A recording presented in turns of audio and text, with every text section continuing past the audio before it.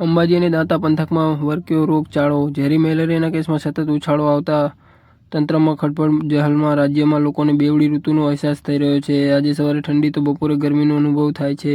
તેમાં પણ કમોસમી વરસાદે લોકોના સ્વાસ્થ્ય પર ગંભીર અસર પહોંચાડી છે. સ્થાનિક હોસ્પિટલમાં વાયરલ ઇન્ફેક્શન કેસ સતત વધી રહ્યા છે. એટલું જ નહીં, અંબાજી અને દાંતા પંથકમાં 7 જેટલા સાદા અને ઝેરી મેલેરિયાના કેસ મળી આવતા આરોગ્ય વિભાગ સફાળું જાગ્યું છે.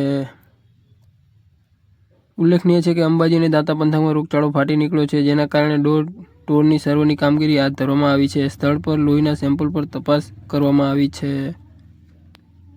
જો કે આ મળી આવેલા મલેરિયાના કેસને લઈને આરોગ્ય અધિકારીએ ખુલાસો કર્યો છે કે આરોગ્ય અધિકારીના મલેરિયાના દર્દીઓ પડોશી રાજ્યમાં રાજસ્થાનમાંથી અસરગ્રસ્ત થઈને આવેલા હોવાનું જાણવામાં આવ્યું છે.